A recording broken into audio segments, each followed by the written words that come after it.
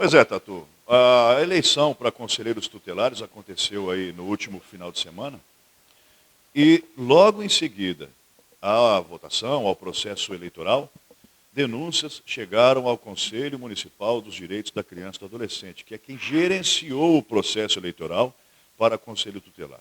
Lembrando que foram eleitas 5 mulheres, num processo eleitoral que foi recorde, 5.800 e tantas pessoas compareceram para votar, para prestar o seu voto e exercer a sua cidadania nesta ocasião.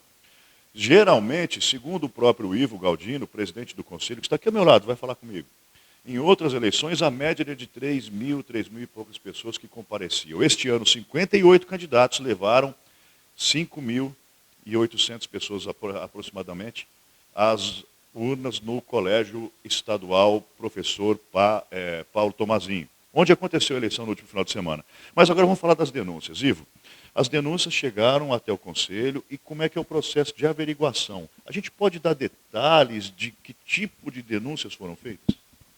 Tudo bem, Alex, Tatu, telespectadores, alegria falar com vocês. Ao findar o processo de votação, é aberto um prazo para denúncias. Como todo o processo eleitoral, transparente, a necessidade de que se colha eventual denúncia e colhida alguma denúncia, se tiver, ela precisa ser apurada. Veja, impera no Brasil o princípio da inocência, dentro de todos os códigos legislativos. Então, quando a denúncia chega, caso você divulgue o nome da pessoa ou o teor de uma denúncia, você corre o risco de, em a pessoa sendo absolvida e o processo arquivado ao final, aquele que imputou aquela pessoa responder criminalmente, ou até mesmo separação na esfera civil. Dessa forma, não é crível, não seria o ideal a gente ficar divulgando nomes nesse momento e também teor de denúncias. O que nós podemos dizer? Ao final do processo de votação, chegou ao Conselho, à Comissão Eleitoral, 11 denúncias escritas. Essas 11 denúncias foram contra candidatos eleitos ou contra candidatos em geral? Contra candidatos eleitos e também hoje chamados suplentes. Então, contra candidatos eleitos e suplentes, 11 denúncias. Dessas 11 denúncias, são em desfavor de 5 candidatos, ou seja, teve candidato que recebeu mais de uma denúncia. E agora, como é que é o processo de averiguação, de investigação pelo Conselho? Como é que funciona?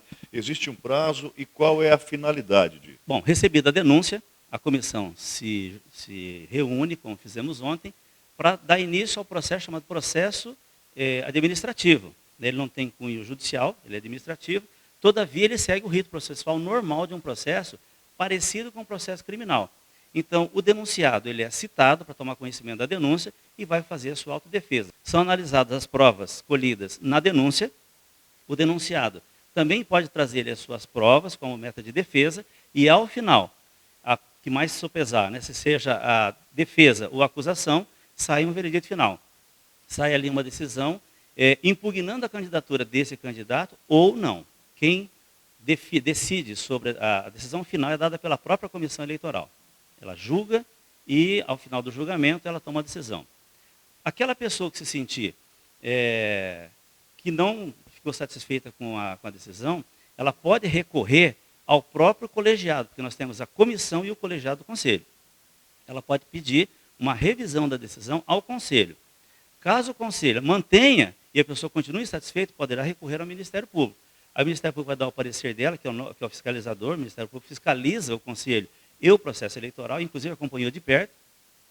E se a pessoa ainda se sentir insatisfeita, pode recorrer à justiça em eventual decisão desfavorável ao candidato ou ao denunciante. Bom, os candidatos eleitos, ou melhor, as candidatas eleitas, nesta ocasião, 5 mulheres, elas tomam posse se não houver impugnação de candidatura, enfim, se não houver alguma forma que interrompa todo esse andamento desse processo eleitoral, ou que acaba ferindo também o procedimento, elas tomam posse quando e como é que funciona?